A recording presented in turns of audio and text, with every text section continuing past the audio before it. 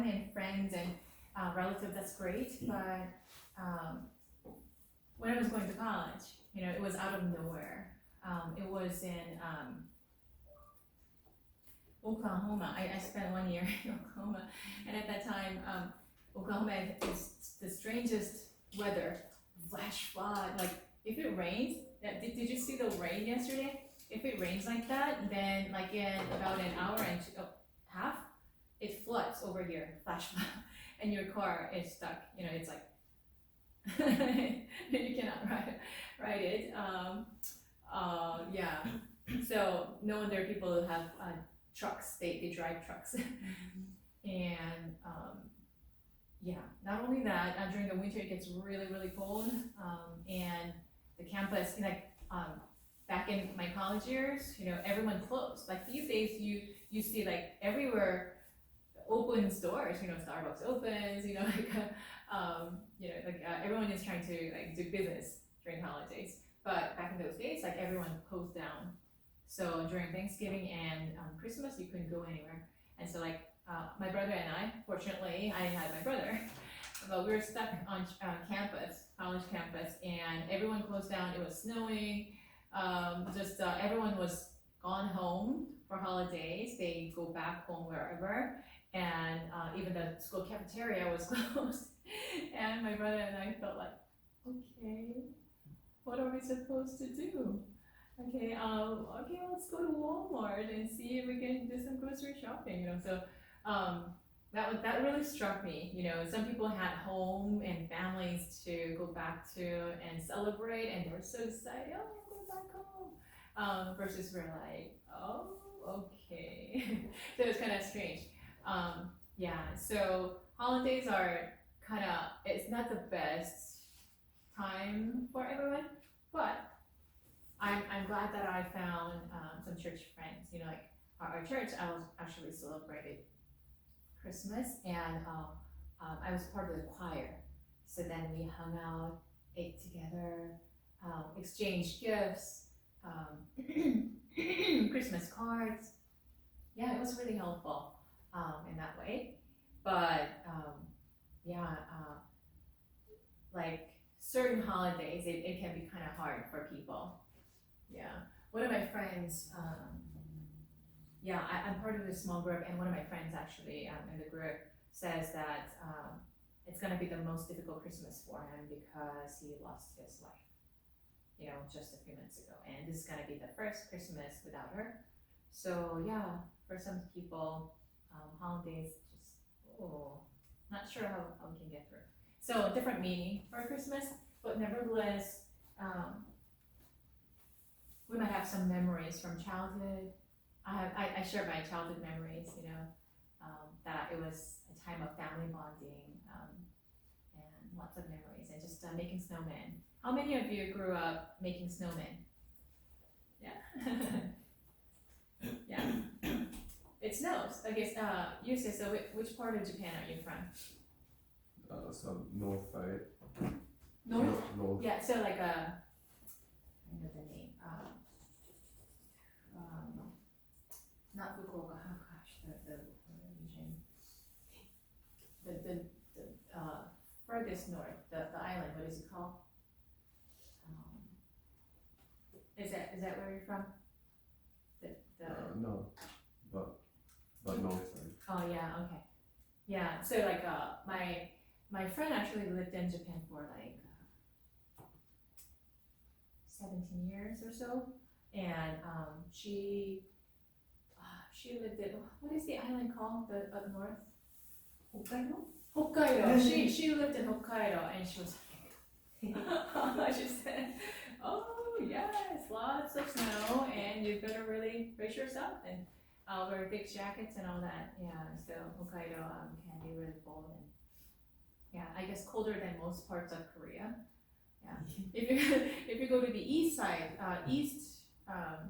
coast of the United States, you're gonna see snow. Like I was born there. I was born in the East Coast, and it just snows. And Minnesota. Don't go to Minnesota around this time.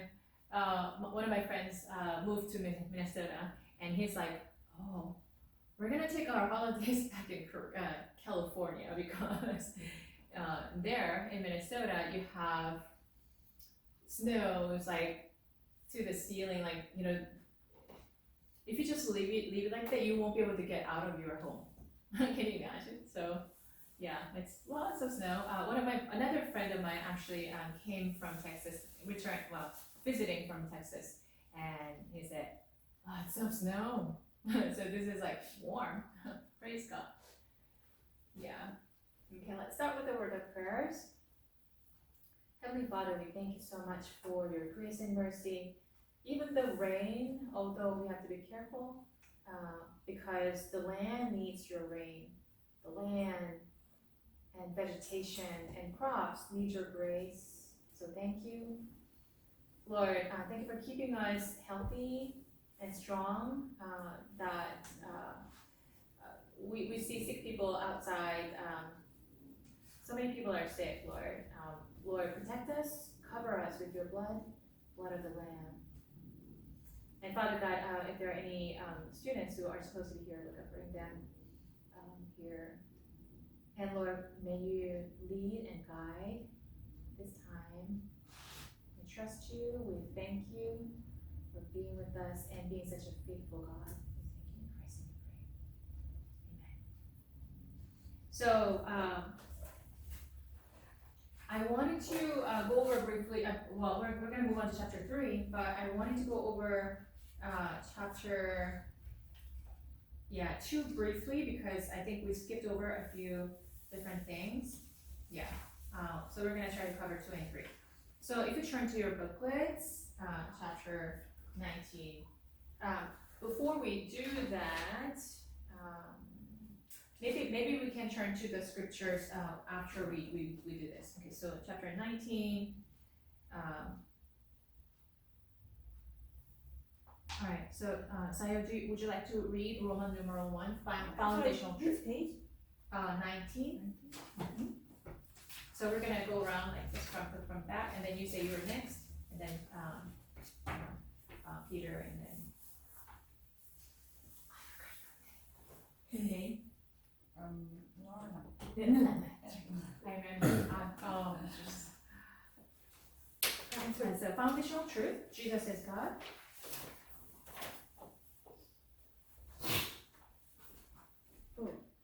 Foundation, trust.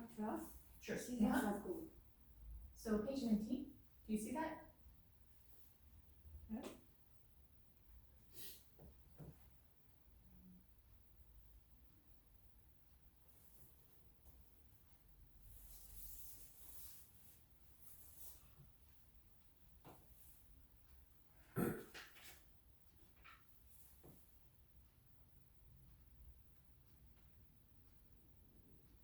Okay, so do you see it? Let's see. This one. Okay. Yeah, foundational truth. Do you see this part?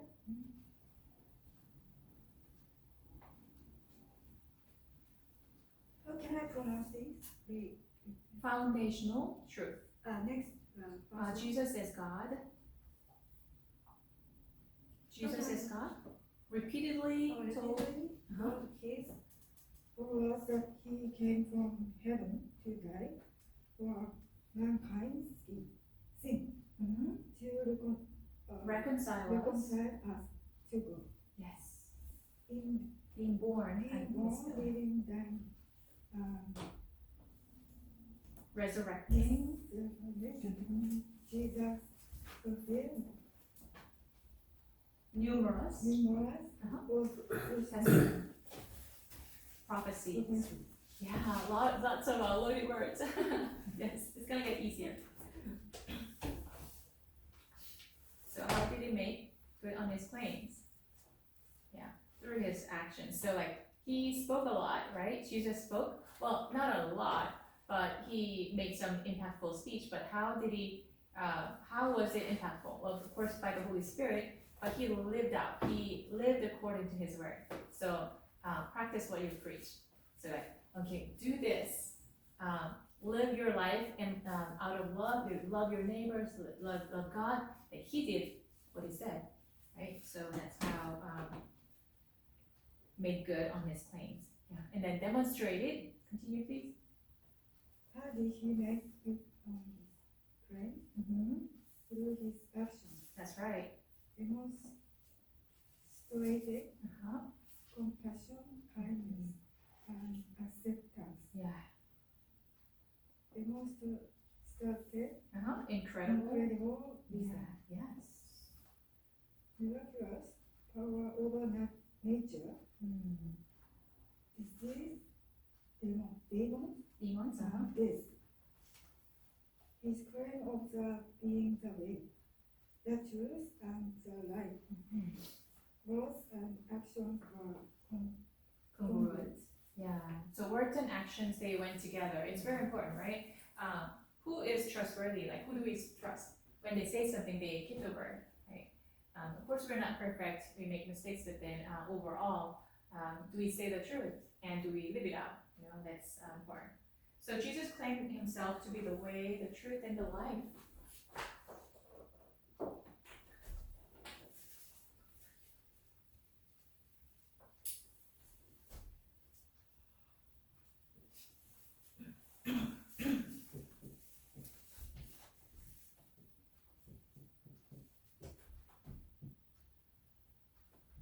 Very interesting.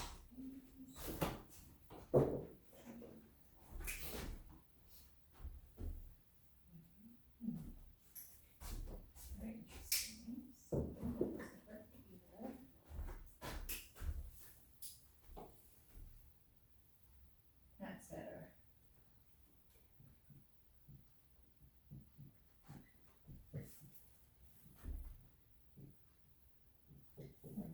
Yes.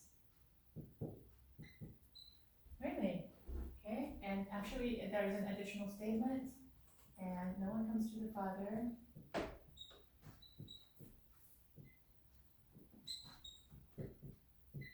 Father, meaning God, right?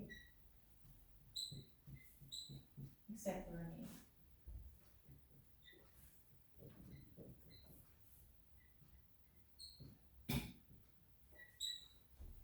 Yeah. So he claimed himself to be the way, the truth, and the life. And no one comes to the Father except for me. So go through me in order to reach Father God. Yeah. So he claimed himself to be the way. This could be a controversial statement because these days people believe that truth is relative. And there are many ways, even there's a proverb. Is there a Chinese proverb, Korean proverb? Same thing, right? There are many ways that lead to the same capital city. That is true in life. You can be creative, and you can even pave a way. If there's no way, you can make a way.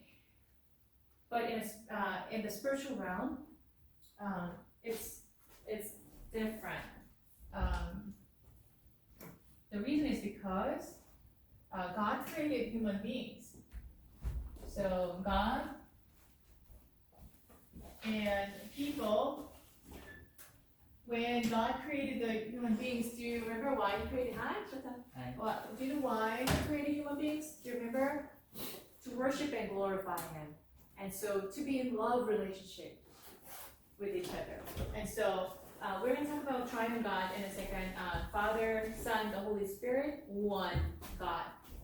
But then, when He created human beings, the primary reason is because within the three persons in one God, they really enjoyed the harmonious love relationship. He wanted to make many more of those relationships. Yeah. When you see something really good, you want to multiply. You want to make more of that. So He created human beings, and so Adam and Eve. So Adam means a human being. Adam and Eve, by the way, they were one body. When you get married, you become one body, one soul, right? One mind. And then God were in perfect, harmonious love relationship. But then Adam and Eve sinned against God, and they disobeyed God. So So disobey God, therefore sinning. So then the love relationship was broken. Very unfortunate, right? So they couldn't. So therefore, Adam and Eve and human beings thereafter, because everyone inherited their spiritual gene of disobedience, right? And human beings. And God were separated. They sinned against God, therefore they got separated. And so no one could bridge the gap. And when you're separated from God, your ultimate destiny, automatically when you die, is hell. It may not make sense to you. My father, because I come from a Buddhist home, my father used to say, I don't understand the Christian concept. Well, he sent us to church sometimes to get good moral education. But he said, I don't understand, because my dad is a very, very good person. He fed the hungry, he always cares for the weak. He mentored many young people while he was serving as an executive manager of, VP. As he had many people under, he trained them well, he taught them, he mentored them, and so years after his retirement, people would just visit him, thanking him. So he did a lot of good things, and of course he says, I understand. I try my best to love my wife, to do good things for other people, and he was a good father to us. Of course, he had his own issues too, but he really tried his best to love us. And so, you mean like when I die, I go to hell? I don't want to believe in that kind of religion. That's what he said, and I understand. But one thing he doesn't understand is that it's not about how good we are, how bad we are, how hard we try, but it's like this.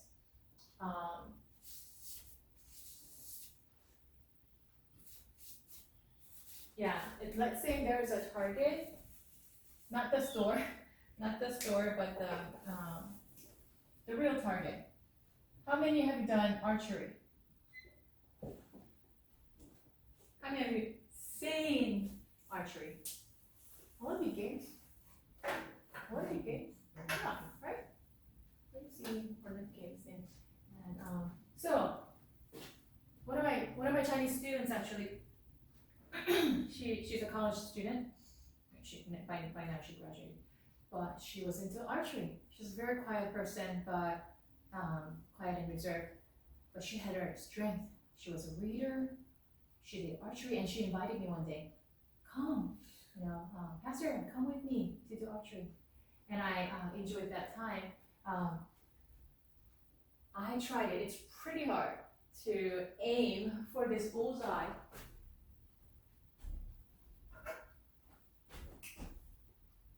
And she was not a pro, but she also experienced it for like a few years. As a trained person, it was very hard to hit the bullseye. That's the perfect point, right? So oftentimes I missed several times outside here, and then she was hitting closer. She was more experienced, but then it was very hard to aim for that bullseye, right? So sin is not something that you do and just break the law or make people upset. What is sin? It's missing the perfect standard of God.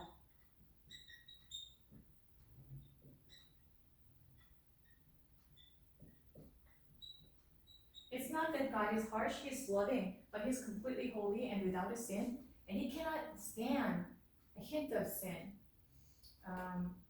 It's hard to come up with an example, but maybe an illustration could be, how many of you love dogs? How many of you love cats? Okay, I love dogs and cats and all animals. Even the birds, like they come and sit on my car, trying to get in, through the window. in an office and I opened the door because it was during the hot summer. I tried to get the fresh air. I opened the door. The pigeons started to line up. They started coming into my office. I was like, whoa, no, get out. All right, so animals are drawn to me. Just a side talk. But dogs and cats, say you have dog owners, cat owners, they are attached to each other because you raise them, right? Some people have picked them up when they were like 3 months old, 3 weeks old, or maybe your old cat gave birth to a new one and you raised from the baby, right? So you feel attached and you just love them. They're part of your family, right? But say your dog or cat went out and they accidentally stumbled into this mud, or even worse, they fell into the unflushed toilet. How about that? Okay. So you apparently took them out. You love them. You still love them. But would you like to, are you able to hug them or pet them as you take them out of the toilet? None of you. Well, you love your cat, you love your dog, but you know, as you get it out, the way it is, can you give them a hug or pet? No, you can't, because of the feces, the human feces, the dirty things in the toilet is on all over the cat or dog. You can't give them a hug. So what do? You wash them. Did you wash them? Yeah. You wash them precisely because you love them. You love them the way they are, but precisely because you love them, you're not gonna leave them the way they are. Welcome. So, if you love your dog or your cat, you wouldn't leave them the dirty way they are, right? So you would go and wash.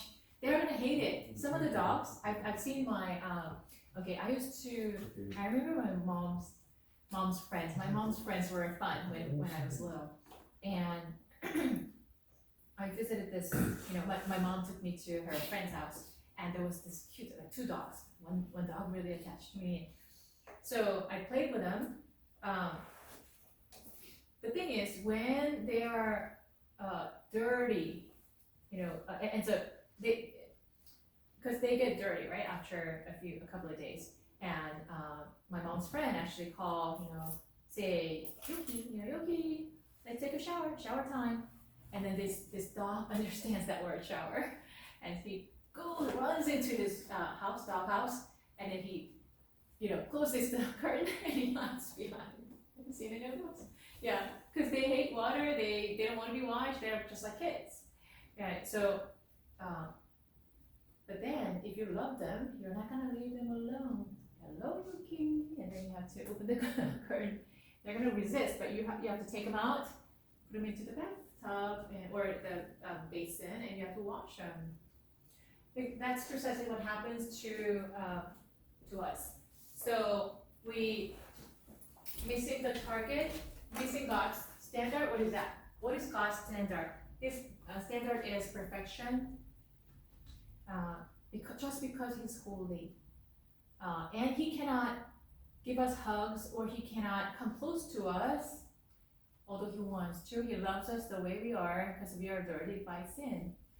Sin is not, all of you, I assume, are very good. I can see from your countenance that you live a conscientious life. You don't lie, you don't cheat, you don't steal, you don't hurt other people. You're good people. I try to be good too. But the way we are missing the target, missing the bullseyes. Because how many of you have thought of hating people? Like, how many of you hated at least one person?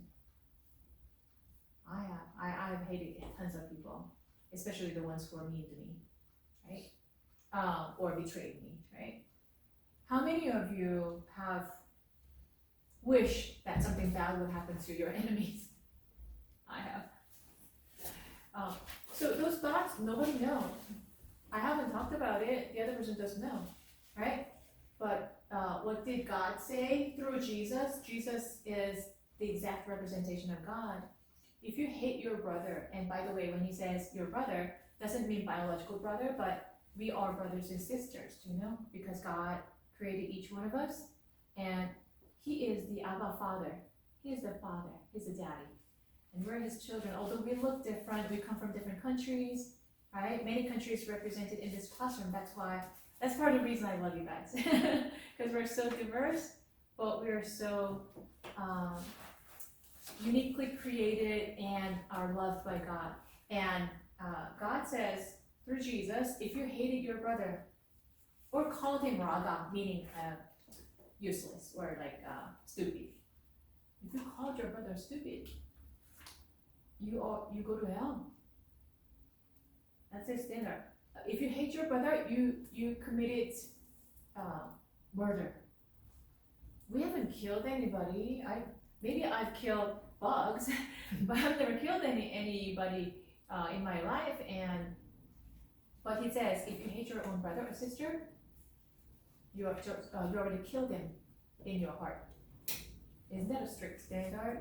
He is not a strict God, but it's just that he is so holy and loving. He cannot stand even a hint of sin, meaning, oh, I wish this person were dead. You know, oh, I hate this person. To his standard, we're already murdered. Yeah, and he says, if you saw, say, I don't know how, yeah. So married people, if you're a wife, if you saw another man with a lustful eyes, and this person doesn't even realize it, he just has like, oh, lustful thoughts, you committed adultery. That's his standard. Maybe for single people, maybe looking at someone without the purpose of the same thing. Just looking at a person with lustful eyes, without honoring that relationship, without building that relationship, that's committing adultery before God. And so who can pass God's standards? Nobody, practically nobody, right? So then we fall. Romans 3:23 says, all have fallen short of the glory of God, right? And so we cannot breach this gap. When Adam and Eve sinned against God, disobeyed and sinned against God, there's such a gap, the broken relationship. Who's gonna breach the gap? Somebody needs to breach the gap. And there comes Jesus. God decided, oh, you know what? My plan is messed up because they messed it up. But you know what? I'm not gonna leave them alone and let them go to hell. I am coming down to take their place.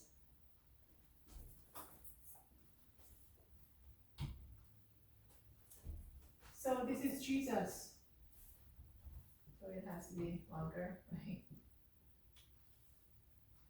To bridge the gap. So that we can approach God. We can come to God. So that our relationship is no longer broken. Have I talked about this before? It's like this. There was a judge, a righteous judge. Did I talk about the righteous judge? I probably did. But there are those of you who are kind of new to this class. So there was a righteous judge. A righteous judge does what? He that is not partial. Whether the convict or the convict is rich, powerful, of status, or poor, insignificant, and no one cares about him, it doesn't affect their judgment, right?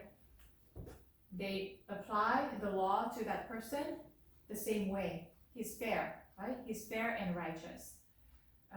He had a son, by the way. So he's a judge and a father. Judge and a father.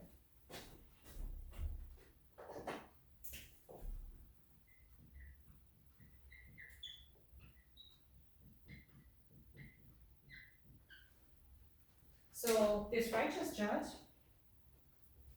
is known for his righteousness, and people wanted his ruling, because of that.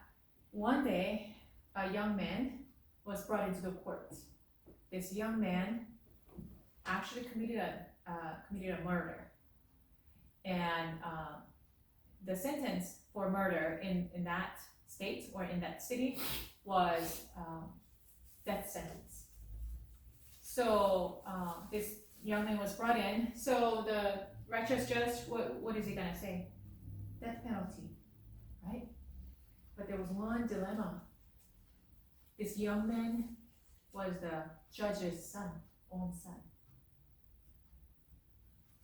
So if you were a parent, can you imagine passing a death sentence to your own son?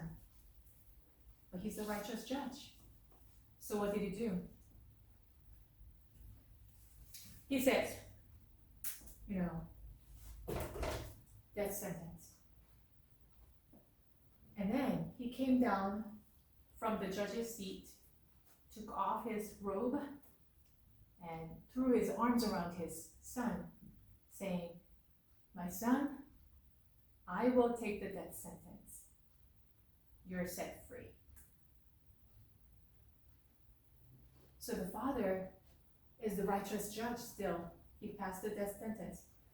But he took it upon himself, the death sentence, so his son could be set free. So that's an illustration. For God so loved the world, God so loved Adam and Eve and you and me, that he gave his one and only son, his only son Jesus. Do you know that he grew up obeying God? He's never sinned. If there's any human being that was sinless, only Jesus. But he died on the cross. Cross was the harshest, most cruel form of death sentence. So it's so gloomy too, right before Christmas that we're talking about death. But death sentence, it could be done in many different ways, right? It could be electric chair. It could be just hanging.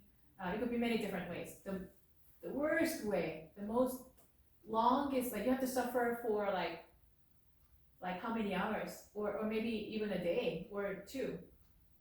They nail you right here, and through your ankles. They hang you on the cross.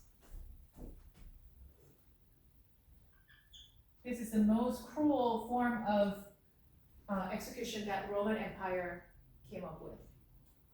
They, if you remember, from movies and stuff like that, like Gladiator, they made two people fight till one dies, right? Or they had Christian believers to come out in the Colosseum, and then they made the lions starve for 3 days, and then they released them so that they would come and just eat the human beings, right? So they came up with the most cruel form of death sentence, which is to hang a person on a cross. And when this person is hung on the cross, while he's breathing, because your lung collapses, you can't breathe. While you're trying to raise yourself up to breathe, then your wrists and your ankles are being torn. And you also wear a crown of thorns. I mean, this was given only to Jesus, I believe. But I've seen this crown of thorns. Somebody from Jerusalem, he lives in Jerusalem, and he comes back and forth between the United States and Jerusalem. He brought this crown of thorns, and the thorn was about this size. And so you just put the crown on the head. Your brain is actually punctured. So, and then before you do that, they just whip you with this metal pieces at the end. So they just rip your back and sides. It just takes away your flesh. It's just a very, very cruel form of death sentence. And Jesus, although he was sinless, he's never sinned against people. He only healed people, preached the good news of God. But he was falsely accused, and he got hung on the cross by human beings. And people thought that he was defeated. "Oh, are you the Son of God?" Roman soldiers mocked him. "Are you the Son of God? Then come down save yourself. If you're the savior of the world, save yourself." But he did not come down, although he could. He told his disciples, don't you know that I can bring down, I can call 12 angels from heaven right now and just clear up, just knock them down. But I'm not doing it because if this God is the righteous judge, Father God is the righteous judge, we, according to his standard, we're all sinners. No matter how good we are, we're sinners. So then our destiny is hell. It's eternal separation from God. So heaven is fullness of God. Hell is absence of God. Where God is no longer there, you don't want to live there even for a split second because it's so dark and lonely.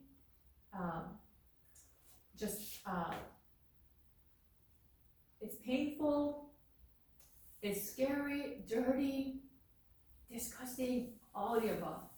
Once God removes himself, so like I'm thankful to God every day. The sun rises, sun sets, there's wind and water, we have friends, families. I'm thankful to God because once God withdraws himself, everything becomes chaotic.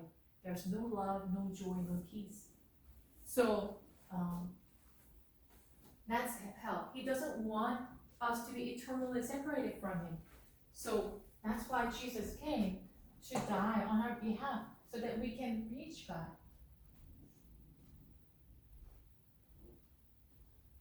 And that's what we're celebrating, the birth of Jesus. He came in a manger. I think I talked about this last week. He didn't come as a king. He could have appeared, in this world as maybe 30-year-old man, a king in his throne.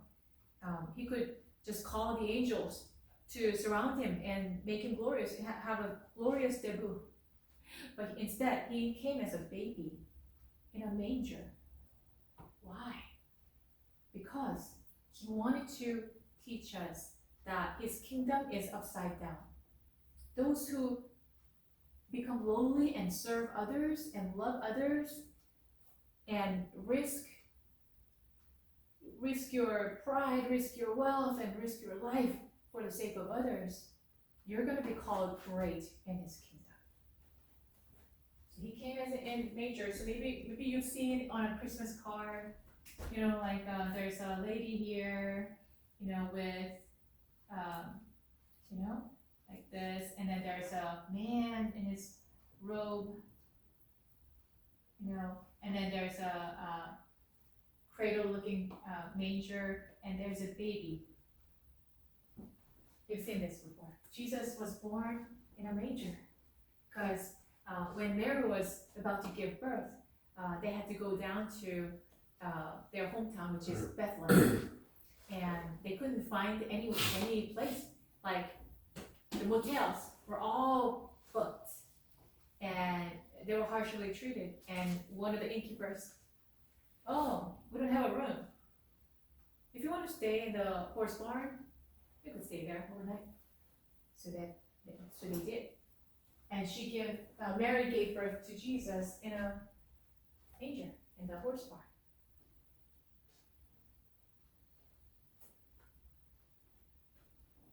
And that's what we're celebrating. We're celebrating God coming down to earth because he loves us so much. We're celebrating that righteous judge coming down from his seat to take our death sentence.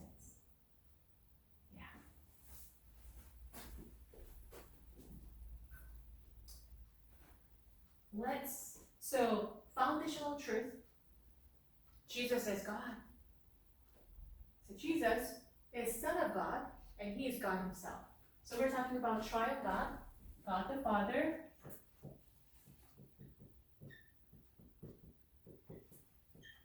Jesus the Son, the only Son, and the Holy Spirit. But they're one. It's difficult to explain because with our human brains, it's close to impossibility to understand the concept. But they're one. But they're three persons. So Jesus is 100% God, 100% human being. The reason he came down as a human being is because if he doesn't have the physical body, he cannot die on the cross, right? If it's a spirit, who's going to kill a spirit, right? So he had to come down as in a human form. Also, he came down in a human form to show us that he understands. Ever since he was in cradle, the manger, he had to grow up. He had to experience all kinds of difficulties and challenges that we experience. He experienced the joy and laughter, just like we did. He faced all the challenges that human beings experience. And so he understands us. He is God, but he is so close to us. So hence Jesus is called Emmanuel, God with us. Having said that, let's read this passage. This is book of Luke, the Gospel of Luke. Okay, chapters 1 and 2. Can you see? Can you read this? Is this too far? Can you read it? Lena, is that too large or too small? Because it has the lights, so it's Oh, it's hard to see. Okay. How about now? Is it better? yeah, Okay, great. Do you want me to make it larger? it's good. It's good? It's fine. Okay, all right. So I'm gonna read the first few sentences and then maybe Ayako, you can take over and then we're gonna go around like this. So, very interesting. We watched the movie about Lee Strobel, the journalist, fact finder, right? But this person, when was it? 2,000, more than 2,000 years ago. Yeah, 2,000 years ago, this person also have investigated the matter. Isn't it incredible? He was a doctor. Luke was a doctor, physician. And so he's very careful. He has this scientific mind and he doesn't want to miss anything. So he wrote everything in detail. Many have undertaken to draw up an account of the things that have been fulfilled among us, just as they were handed down to us by those who from the first were eyewitnesses and servants of the word. Eyewitnesses, it's a legal term. Somebody saw what we're talking about. Many people. 500 people at the same time saw Jesus being resurrected. Many others saw, he appeared to many people. When Jesus was doing his ministry, so not only his parents knew, of course, they raised him, but when he was doing his ministry, all his disciples, crowds, they saw him, and the historians record Jesus. So it's not religious people who just try to be objective in their perspective, write down whatever the things happened, the events happened. They recorded Jesus' life, death, and resurrection. So Luke did investigation, and he's talking about eyewitnesses who saw Jesus with their own eyes. With this in mind, since I myself have carefully investigated everything from the beginning, I too decided to write an orderly account for you, most excellent Theophilus. So he's writing to a person called Theophilus, so that you may know the certainty of the things you have been taught. So Theophilus heard about Jesus, but you know what? It is very certain. It is very, you can take confidence in this because I've done investigation and it turned out to be true, is what Luke is saying. In the time of Herod, king of Judea, there was a priest called Zechariah. So we're talking about Jewish background, right? Let's put ourselves in the Jewish culture, who belonged to the priestly division of Abijah. His wife Elizabeth was also a descendant of Aaron. Both of them were righteous in the sight of God. Wow. Blameless. Observing all the Lord's commands and decrees blamelessly. So they were imperfect. Of course, they fell short of glory of God, but they still, compared to other people,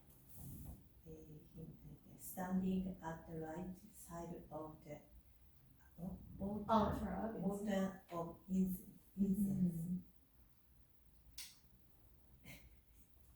It's very interesting.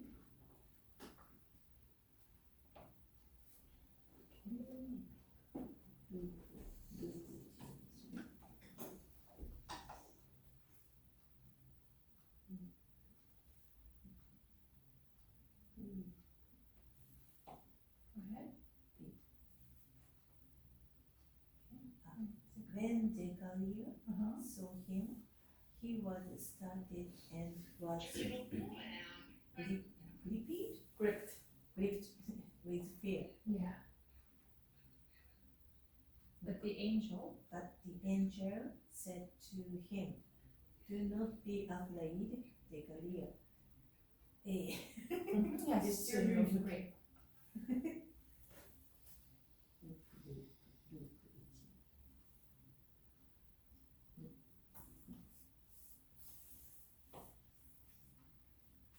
Your prayer has been heard.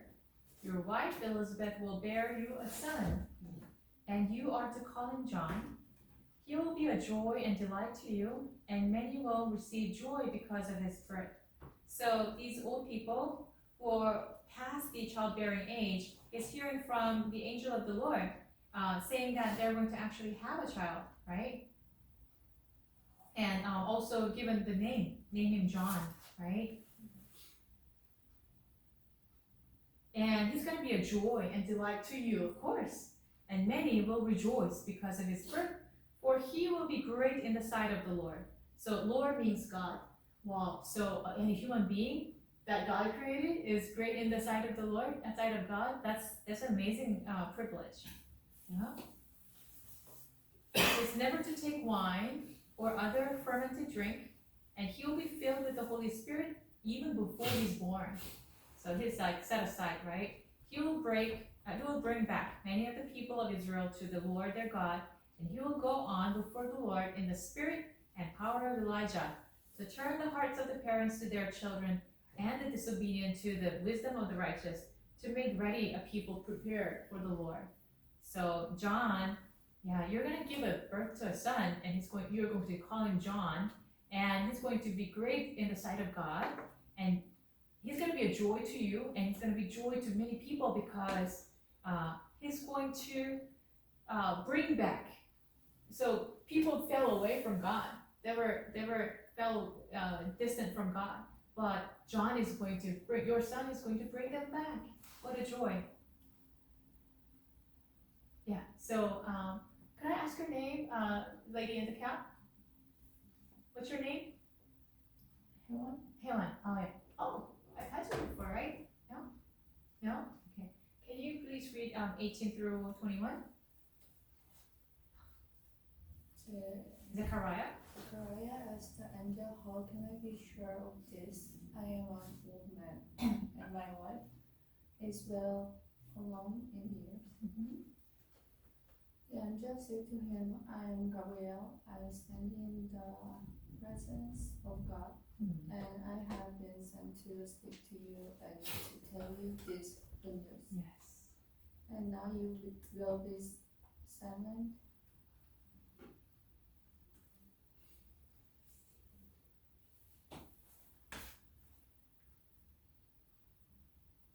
Sorry about that. Okay. And not able to speak until the day this happens, because you did not believe my words, which will come true at their appointed time. Yeah. Wow. So actually, when Zechariah and Elizabeth heard it, what? We're in our 60s and 70s, and you say that we're going to give birth to a child? Like, that doesn't make sense. They said they couldn't believe. And so the angel, who represents God at that time, they're messengers. Okay, they're not gods, but they're messengers. Oh, you're going to be muted. You're going to be mute until he's born for 10 months, because you didn't believe what the Lord said. Okay. Meanwhile, the people were waiting for Zechariah and wondering why he stayed so long in the temple. When he came out, he could not speak to them. Well, he became muted. So they realized he had seen a vision in the temple, for he kept signing. making signing to them because he couldn't speak, and so he was signing.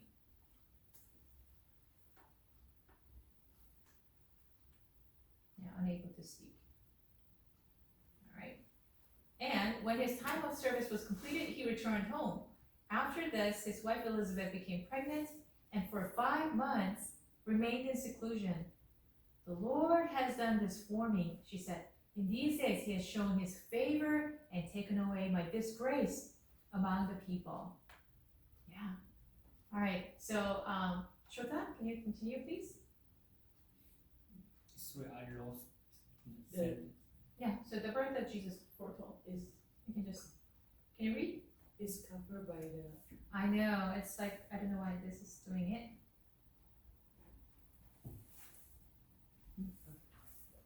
How do you get rid of it? ルーク1、2で調べると出てくる。あるの Oh, So that is actually, I have same sentence on my phone. Okay, yeah. You can read from your phone. This is Luke chapter 1, So verse 26. 26. Uh-huh.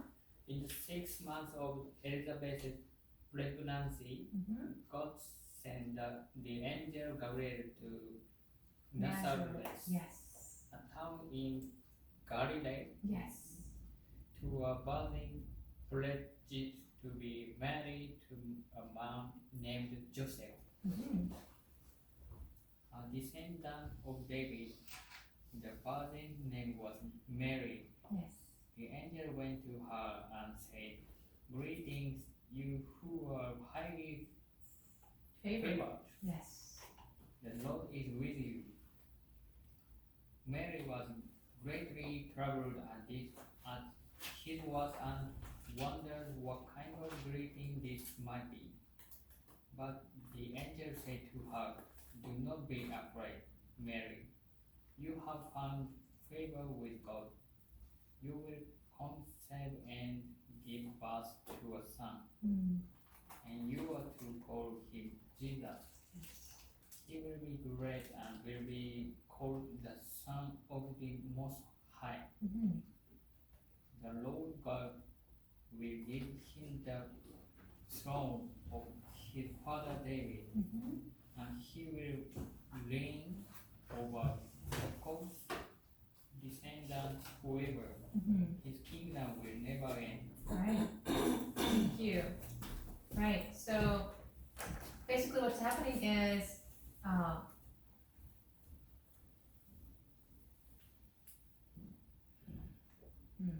disappearing. Okay. So what's happening is this. So Elizabeth and Zechariah, they gave birth to. They became pregnant. So Elizabeth became pregnant in her old age, right? And they had a cousin. So Zechariah and Joseph.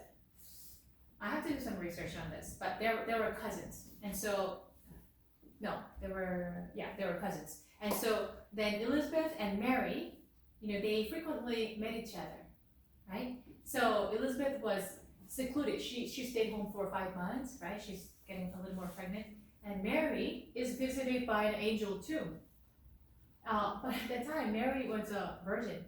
So according to the Jewish culture, how you get married is very interesting. So these days, how do you get married? Like you date for a while, you get engaged, and then you get married, right? I mean, that's a traditional way of getting married. But in those days, what happened was oftentimes the parents arranged the marriage, right? And so Mary and Joseph, they belong to spiritually great, godly families, but they were poor. You can tell because they offered the offerings of doves and like the birds instead of like a goat or lamb because they couldn't afford to. So they come from poor families, but they were very godly, prayerful people. Mary and Elizabeth met with each other frequently.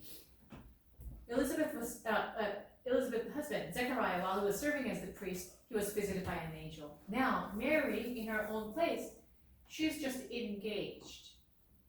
So engaged meaning there's no physical interaction, right?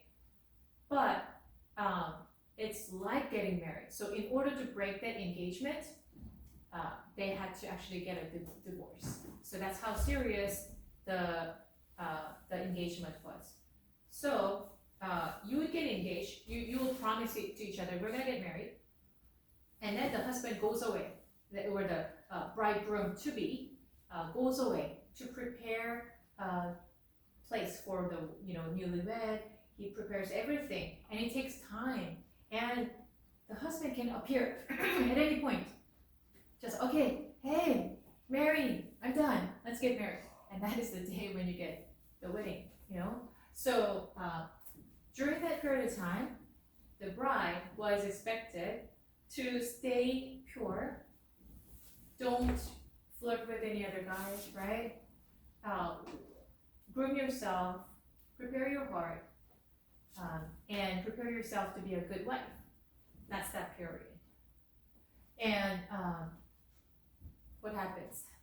Mary is visited by an angel, and the angel says, Gabriel is an angel that brings news. And he goes, blessings, greetings, you who are highly favored by God.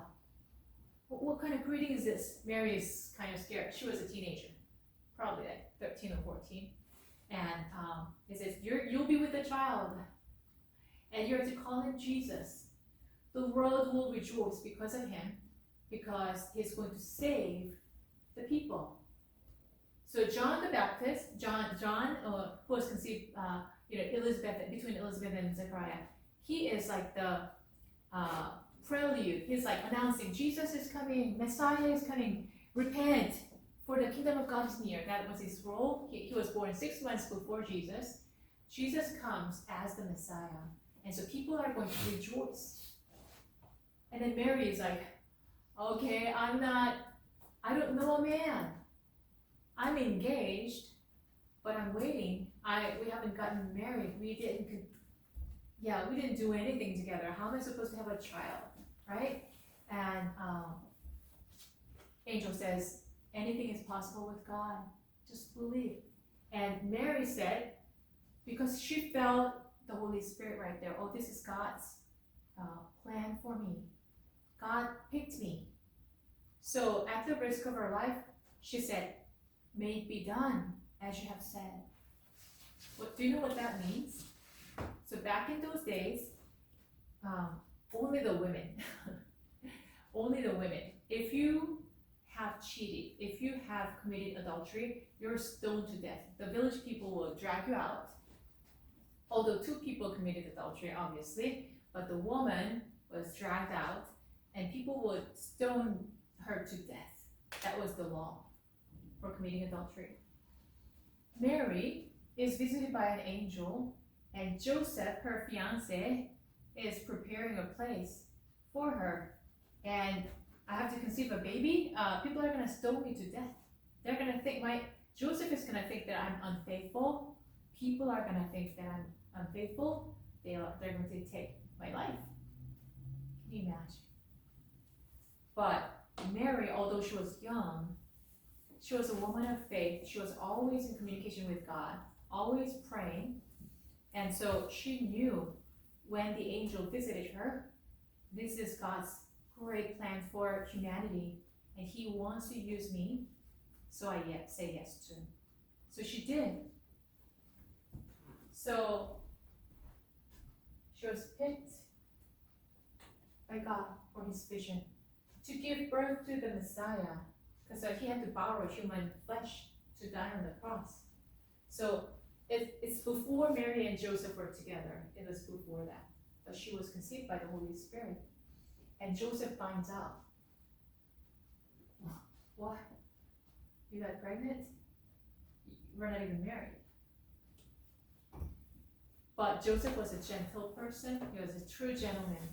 Any husband to be, any bridegroom to be, is going to be enraged if you find out your spouse to be, your bride to be, is unfaithful. How can you have a baby when I did not sleep with you, right? But Joseph was such a gentleman. He didn't want to throw her out. He didn't want to make it a big issue and people stoning her to death. He didn't want any of that. So he said, okay, you know what? Quietly, let's end this relationship. so much for us. Let's get a divorce. So he was going to quietly divorce her, but an angel appeared to Joseph that evening. Joseph, don't be afraid. Take your bride as your wife, because she is conceived by the Holy Spirit. And when she gives birth, name him Jesus, Yeshua. So Joseph was also a prayerful person, always in communication with God. He realized, whoa, okay, I misunderstood that she was unfaithful to me. Oh, it's not that. God picked her, and this is for a great purpose. For 10 months, right? So then probably the word spread, right? In the village, can you imagine? Would people believe you? Like if you say, oh, I'm pregnant by God, people won't believe.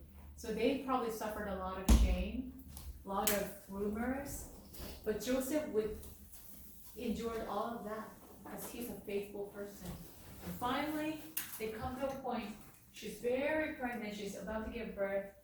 There's a census that takes place. These days, people visit door to door to do census. Wow, good for you. But back in those days, you had to go back to your hometown and register so that they can do a head count. Yeah, so that's why Mary and Joseph actually went down to Bethlehem, their hometown, Joseph's hometown. And then right at the time, Jesus was born. So Jesus fulfilled at least 300 and more of the prophetic words about him that were spoken thousands of years ago, hundreds of years ago by prophets. He fulfilled all of them, including the fact that he was going to be born in Bethlehem. Yeah. You and I are born, but how many of us picked our birthplace? None of us. We couldn't pick our birthplace, right? Some people say that Jesus made up all this, made it a religion for himself, and he tried to fulfill all the prophecies. That's close to impossibility. Mathematically, statistically, a person deliberately trying to fulfill the prophetic words that he fulfilled, including crucifixion, is 0.000000000000001%. It means practically not possible. Yeah, he couldn't pick his birthplace, but it had been prophesied the Messiah would come in Bethlehem, would be born in Bethlehem, and he did. One of the prophetic words fulfilled. Okay. All right, Daniel, could you read from 32? Can you see?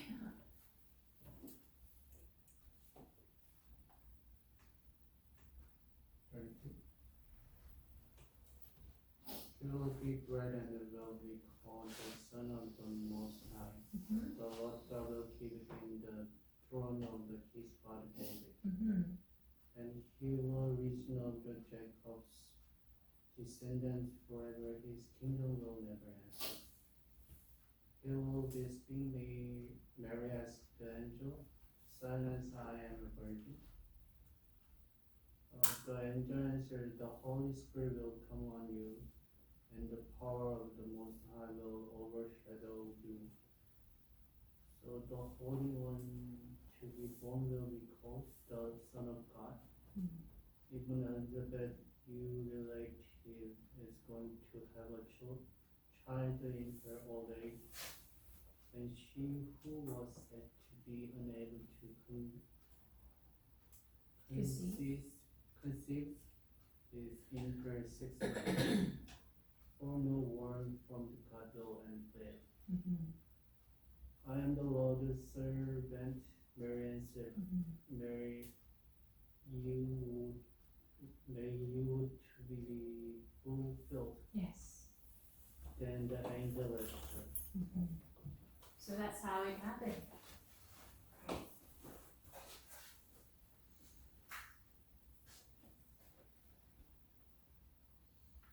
Yeah, so continuing on to page 19. Roman numeral 1, foundational truth. Number 2, Christian faith changes people. Okay. I forgot your name.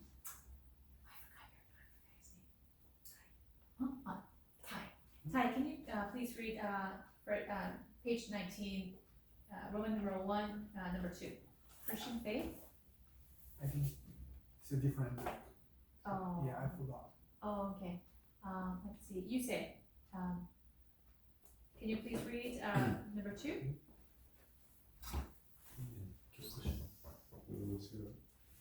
Wait, what was that? Can you read this?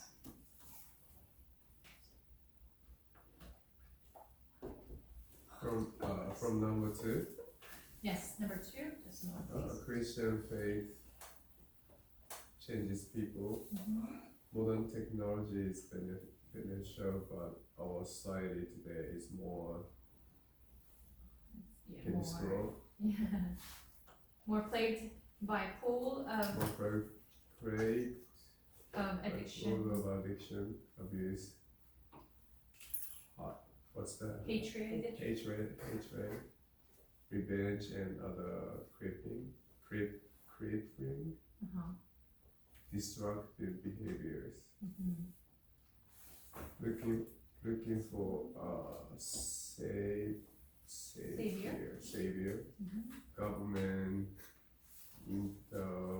intervention or Subsidies. subsidies, Uh-huh. new age philosophies, Mhm. the media, the money. Yeah, so what is conveying is, thank you for reading that. We have a lot of problems in this world, don't you see? We have wars going on, right? We have diseases, so many diseases are spreading, the economy is shaking, families falling apart. If we look at the gloomy side, of course there are good things that are happening too, like those people who are trying to help people in the medical field, those people who play music and trying to really comfort people or bring people to Jesus. There are a lot of good things going on. Charity, around this time, a lot of fundraising in order to help people, right? To house them, to give them gifts, to give gifts to children, those who are foster home children, right? But on the other hand, we do see a lot of issues and problems, and people are lonely. Do you know that more than 50% of the American population actually say, "Oh, we're lonely." Yeah. So we have a lot of issues, and people try to fill that void, that empty heart, with something. It could be drugs. It could be gambling. It could be I don't know. It could be something. It could be shopping. It could be drinking. It could be anything, right? So it's really plagued with destructive behaviors. They don't lead us to the good path, right? It only fills our hearts just momentarily, but when that moment is over, we're like, oh, you know what? So one of my friends actually used to drink a lot. So I asked him, like, okay, why do you drink so much? Why do you drink every day? And he said, because I have a lot of stress and it makes me relax. Okay. And then he drinks again. He drinks like a whole bottle of wine like every day. It's getting a little more concerning, right? And why do you drink so much? Oh, I'm dealing with a lot of shame. I don't feel good about myself, and when I drink, I can forget about it. And then so he has various reasons for drinking, and I'm not condemning drinkers, but when he does that, maybe that hour he's comforted, he forgets, and he's like, oh, it's so relaxing, I can go to sleep. But next day comes, nothing has changed, and he goes through that cycle again. Oh, I don't feel good, I feel lonely, or I don't feel satisfied. He later said, I'm so not satisfied about myself, or my life. My life is not good, and he's trying to fill that empty heart or that lack of satisfaction with drinking. So it lasts he feels good about an hour or two, but when he wakes up, the same thing, right? So that some people party, right? Go, and I'm not condemning anybody who parties, especially if it's like a social gathering where you invite people. But one of my friends actually used to dance her night away. Like she used to frequent to nightclubs and all that. You know, while she's dancing and drinking, she felt good. You know, she felt special. And the people you meet at nightclub, they will sometimes treat you nicely, right? But whenever she that time was over, she felt so disillusioned. She was like, I feel even worse. Like, okay, so while I was dancing and drinking, it felt really good. I felt high, but after that high comes this like plunge. I feel lower, you know. So people turn to different things in order to feel their needs or try to experience satisfaction, but satisfaction never comes. The one who can truly satisfy us is Jesus and His gospel. Because in Him we find joy, peace, love. He is patient, right? We find all things that are good in Christ. So that's what it's talking about. Media, some people turn to media, right?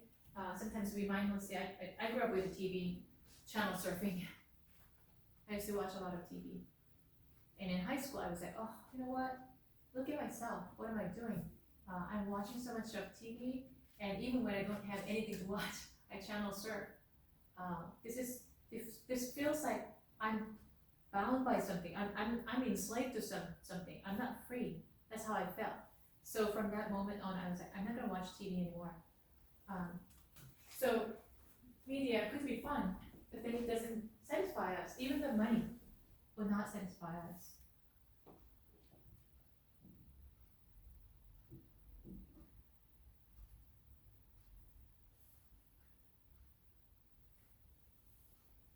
Yeah.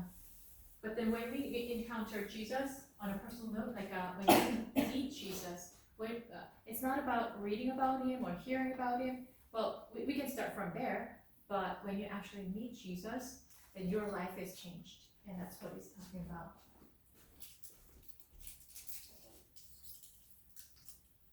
All right.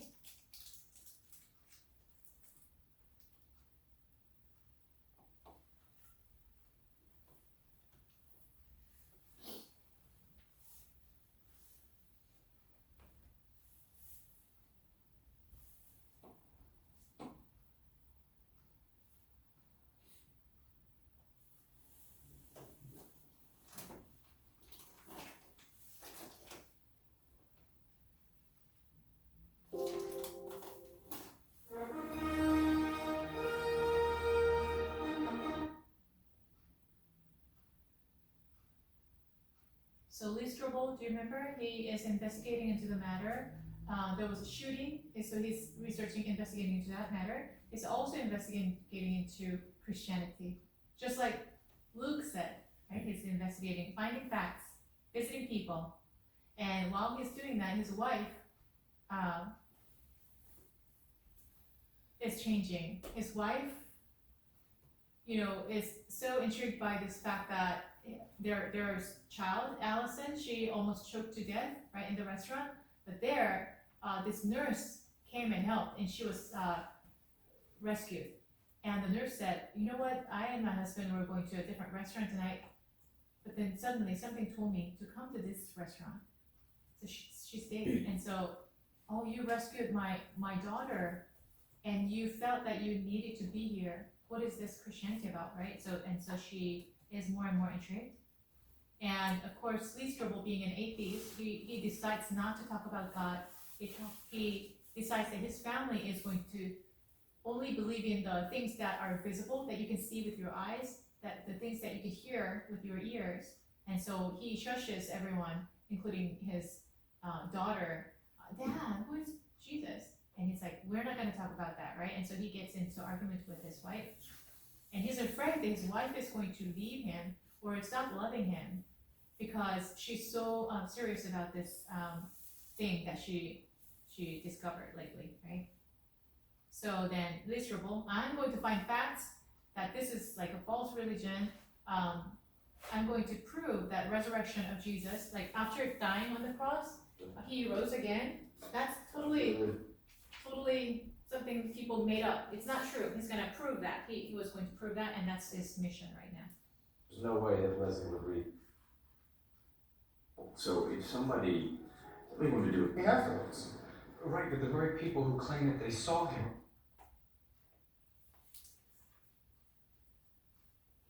For the resurrection was formed no more than 3 years after the cross. Now, these are your colleagues, sir, not mine. Something you'd like to ask me, Mr. Strobel? Yeah, well, I read your book, and there's something that stuck out to me.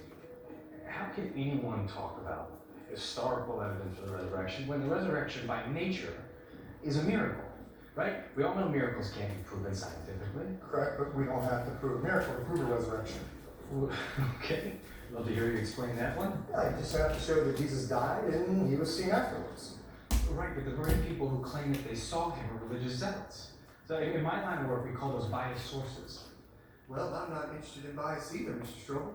You see, I care about the facts for professional and personal reasons. Right, so where are the facts, Dr. Habermas? The resurrection narrative is more legend than it is history. Really? Not according to historical records. Did you know that we have a report of the resurrection with specific eyewitnesses that dates all the way back within months of the resurrection itself? That source also adds that 500 separate people saw Jesus at the same time. We're not talking decades or centuries after the cross, Mr. Strobel. It's months. Hey, you a coffee drinker? Sure.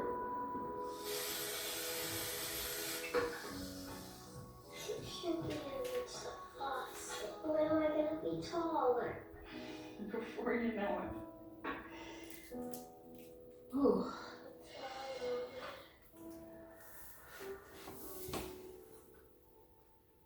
Nothing's wrong. It's just the little one saying hello. Okay, so 500 witnesses, but that's still just one historical source, the Bible. No, there are at least 9 ancient sources, both inside and outside the Bible, confirming that disciples and others encountered Jesus after the crucifixion. But they were already followers of Jesus. Well, not all of them. Think of Saul of Tarsus. He originally was a persecutor of Christians. He hunted them down and killed them. Yet he died the Apostle Paul, proclaiming that Jesus was the Son of God. But let's not kid ourselves here. People die for lies all the time. 900 people died drinking poison Kool-Aid at Jonestown. True, and there are other examples like that throughout history, but here's the difference. People don't willingly drink poison for something that they know is a lie. Fair point. If the early church martyrs knew that the resurrection was a hoax, then why would they willingly die for it? Would you? I want to go back to something that you said earlier. You said that that this was personal to you. Why is that? I lost my wife Debbie to cancer. I'm sorry about that. It was the worst thing that will ever happen to me. But in my time of loss, it made me confront my beliefs. That is where I found my true comfort. Because I know that I'm going to see my wife again someday. And forgive me, but as a man who claims to value hard evidence, don't you find that that sort of hopeful thinking weakens your argument? Not one bit. The fact that I benefit from gravity isn't proof that it's real. Just as my dislike for mosquitoes isn't an argument against their existence. You see, what I want and what I don't want has no impact on truth. That being said, if Christ's resurrection means that I get to be with Debbie again, I have no problem being happy about that. Sometimes truth reminds us of what's really important.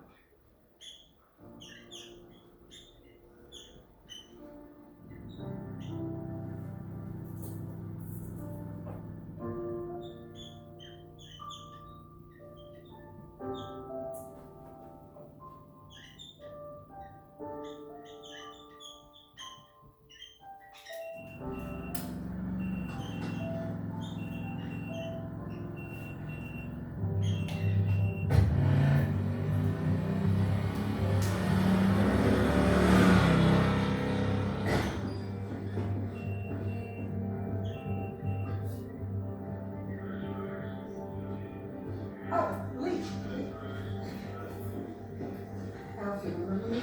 Of course I have. Okay, well, her water broke, she couldn't reach you, so she called me, and, well, how'd you over here? Again, thank you. I'll take it from here. Hey, Les. Hey, Peanut. Oh, you helper for Mama? We were working. I was working on paged you. you and I paged you. I know. Okay. Yeah. You okay? He was beautiful. They're cleaning him up. We were at home and I started cramping and I was scared. There was praying and everything got better.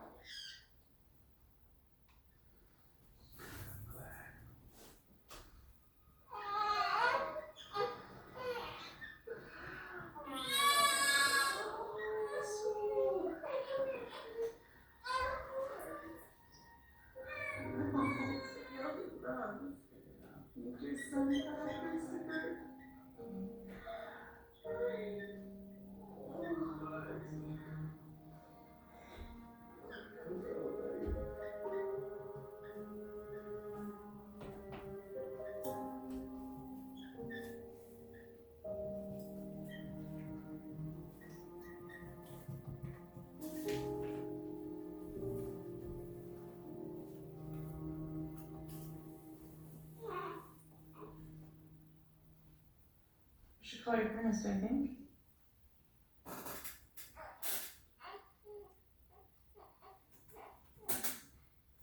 People can change, you know.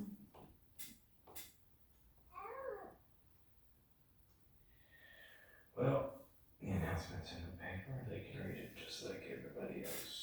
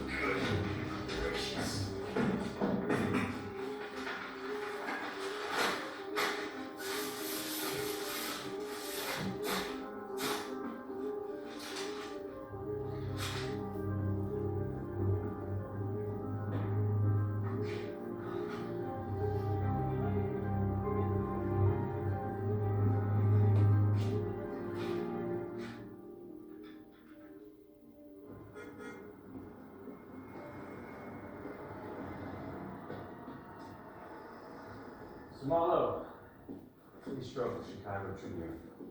You'll have to excuse me. Yes, sir, you've been dodging my calls about James Hicks for over a week. I tried talking to PD, they won't tell me anything either. Why can't I get a statement from anyone? What's the big secret? Hey, look, why don't you come to the jail and talk to my client yourself? Maybe you can get him to say more to you than he'll say to me.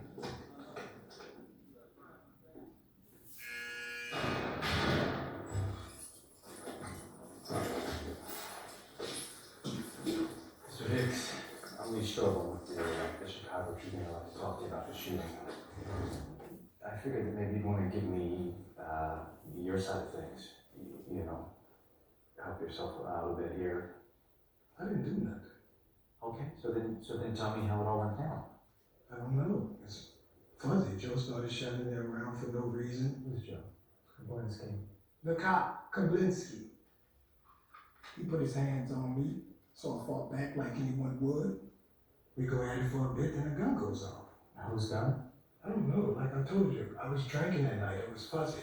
Crime scene report says they found your .22 caliber pistol in the bushes It was missing a bullet and had your prints all over it.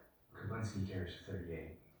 His gun was never fired. In fact, it was never taken out of its holster. So, if you didn't shoot him, then who did? Mama didn't keep me out that night.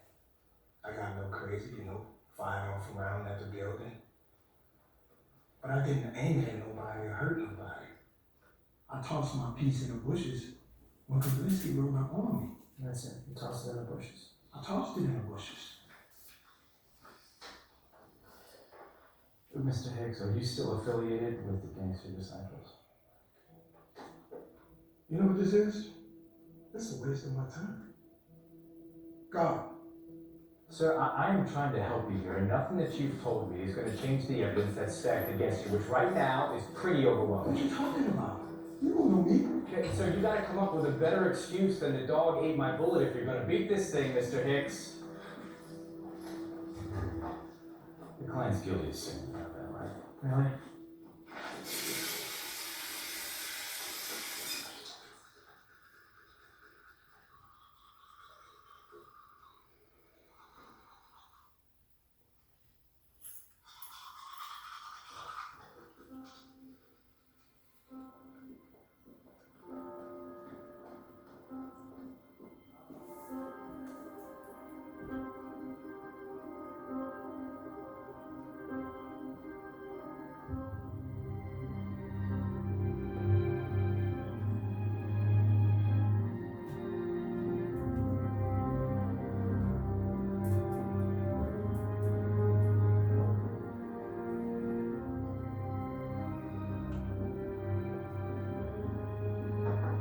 Thank you for seeing me. Of course. I should tell you I'm a bit of a history buff myself, so I'm particularly intrigued with your archaeological work. Former life. Former life, yes. I'm a bit surprised given your stellar reputation that you just gave all that up for this. Would you like to be more specific? Well, it just seems to me that for the better part of 2,000 years, Christianity has been creating these rituals and these rules. They've erected these elaborate and often expensive cathedrals, and all of that to support a faith that I believe is ultimately built on sand. And yet, it's all still standing. Yes, because people keep telling each other the same stories over and over again. Just because I write something down and I bury it in the dirt, it doesn't make it true.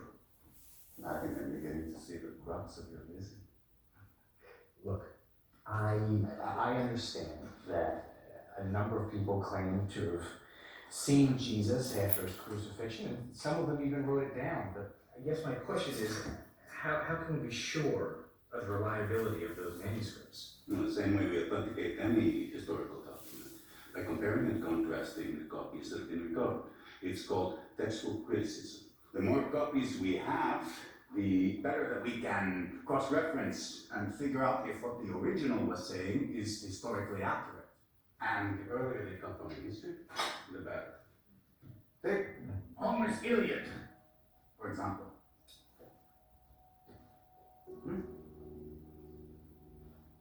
Is this real? That's as real as the Macedonian dirt that I dug it up from. Well, the Greeks considered this their Bible for many centuries. Yes, they did. That is one of 1,565 copies in existence today. Now, the Iliad was originally composed 800 years before Christ. This Greek copy is dated at the 3rd century AD. So, 800, so that's 1,100 years between this copy and the original, yes? Correct. There is only one ancient collection of writings that has more authenticated copies than the Iliad. Can you guess what that is? You're going to tell me the Bible. The New Testament. And how many copies is that? To date, archaeologists have recovered 5,843 Greek New Testament manuscripts. That's 4 times as many as the Iliad. The earliest fragment of the Gospel of John was found in ancient Egypt, and it dates to the 2nd century AD. How close is that to the original? Less than 30 years. I have one of the fragments in my collection. It's quite a treasure, isn't it? After the New Testament and the Iliad, runners up don't even come close. We only have 100 copies of Sophocles, 7 copies of Plato's Tetralogies, and only 5 copies of anything by Aristotle. In fact, if you laid the surviving copies of Aristotle one on top of the other, they would make barely 4 feet. You do the same with surviving copies of the New Testament, the stack would be a mile high. Nothing else in history even comes close. How was that for real?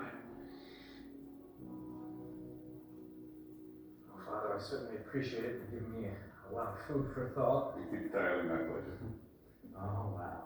The Shroud of Turin, that is a fantastic reproduction. The actual shroud is in the Cathedral of St. John the Baptist in Italy, under lock and key. Of course. And no one's ever proven if the shroud is the actual burial cloth of the Christ. But whenever someone looks in those eyes for the first time, the Galilean who hung on the cross 2 millennia ago suddenly becomes a real person. But why would he do it? Why allow himself to be killed? If he really is the Son of God, why not use his power to defend himself? The answer to that is what got me out of the dirt and into the church. It's really very simple. Love.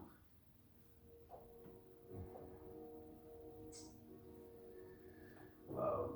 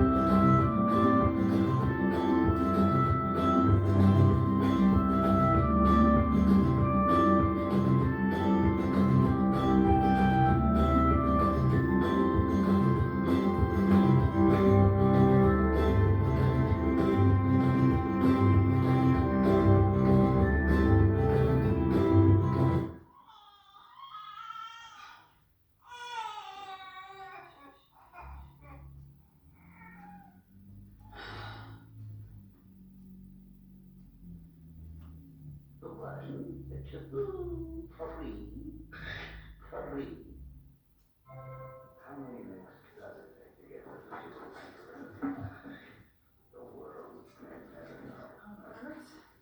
It's 3 in the morning. What you doing? Research for a story.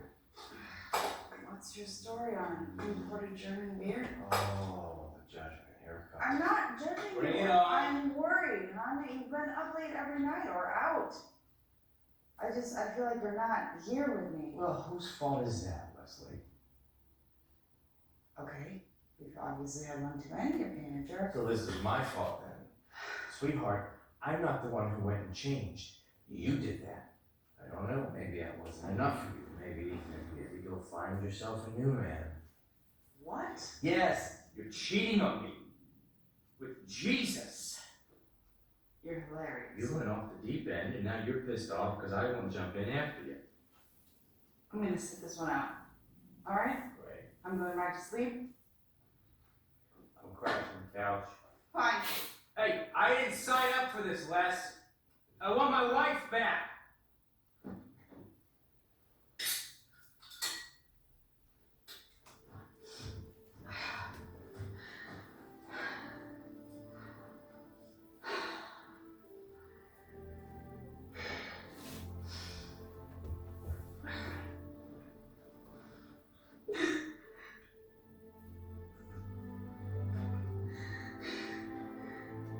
Please just tell me what to do.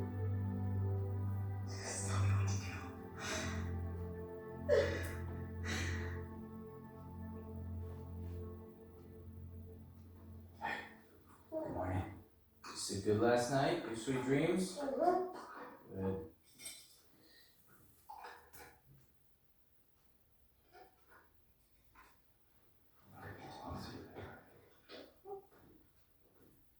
Ball rolling in at the crack of noon. Just trying to get to the bottom of this cop shooting, Chief. By reading Voltaire. Can't wait to see how that's going to play out. That's for something different. How long till I'm reading copy? I'm trying. Okay? There's a big story here. I feel it. Yeah, I need to feel it back. Okay, so the investigation continues for shooting event and also shooting incident, also about Jesus and his argument with his wife. Unfortunately, continues too. But we're gonna see how it gets resolved. Okay, so let's close in prayers. Merry Christmas to everyone.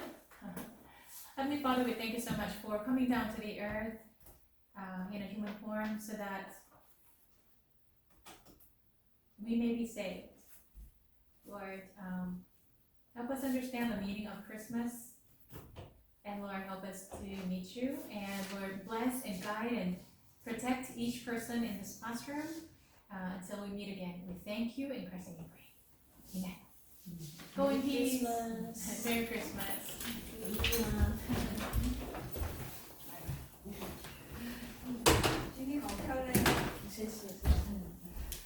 Have a good weekend. Have a good weekend.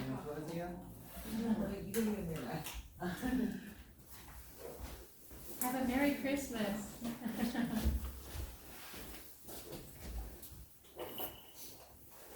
Thank you. Thank you. Merry Christmas. Merry Christmas. Thank you very much. You're welcome. Have a good Merry Christmas. Merry Christmas. See you. See you. Thank you. Merry Christmas, Shota. Thank you too. Thanks.